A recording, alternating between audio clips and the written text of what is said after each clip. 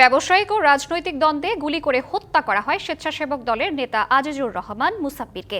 এক শুটার সহ হত্যাকাণ্ডে জড়িত 4 জনকে গ্রেফতারের পর এই তথ্য জানিয়েছে গোয়েন্দা পুলিশ।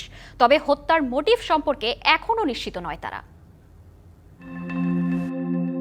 গেল 7 জানুয়ারি রাজধানীর কারওয়ান বাজার সুপারস্টার হোটেলের পাশের গলিতে সন্ত্রাসীদের গুলিতে নিহত হন স্বেচ্ছাসেবক দলের নেতা আজিজুর রহমান মুসাব্বির। পরে মামলা হয় তেজগাঁও থানায়, তদন্তে নামে পুলিশ।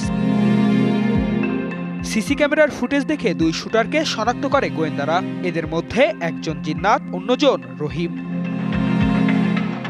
হত্যার 4 দিন পর ঢাকা মহানগর গোয়েন্দা পুলিশ জানায়, বিভিন্ন জেলায় অভিযান চালিয়ে তারা শুটার, জিন্নাত সহ 4 জনকে গ্রেপ্তার করেছে।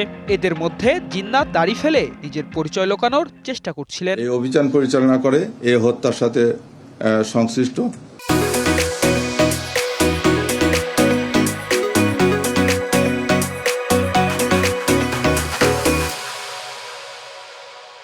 দুইজন শুটারের একজন জিনাত, ঘটনার মূল সমন্বয়কারী মোহাম্মদ বিল্লাল হোসেন, শহীদুল্লাহর ভাই আব্দুল কাদির, মোহাম্মদ রিয়াজ নামে একজনকে আমরা গ্রেপ্তার করি। গ্রেপ্তারকৃত ব্যক্তিদের কাছ থেকে একটা নাম্বার প্লেটবিহীন মোটরসাইকেল উদ্ধার করা হয়, যে মোটরসাইকেলটি হত্যাকাণ্ডে ব্যবহৃত হয়েছে। ব্যবসায়িক ও রাজনৈতিক দ্বন্দ্বে এই হত্যাকাণ্ড বলে এসেছে প্রাথমিক তদন্তে। 2 ভাই অ্যারেস্ট হয়েছে এবং আরেকজন ভাই এই হত্যাকাণ্ডের সঙ্গে সরাসরি জড়িত ছিল বলে আমরা শনাক্ত করেছি।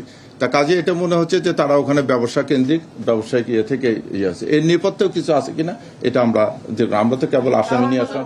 গোয়েন্দারা জানিয়েছেন, মোসাব্বির হত্যার 3 ভাই জড়িত। এদের মধ্যে বিল্লাল ও কাদের গ্রেপ্তার হয়েছে। শুটার পলাতক, রহিমও তাদের ভাই। কারওয়ান বাজার কেন্দ্রিক ব্যবসায়ী ও রাজনৈতিক নেতাদের সাথে ওঠা বসা তাদের। তাছাড়া এই হত্যাকাণ্ডে আন্ডারওয়ার্ল্ডের সম্পৃক্ততাও থাকতে পারে বলে ধারণা করা হচ্ছে। গত 7 জানুয়ারি 2026 তারিখ। Partha Saha, DBC news, Dhaka.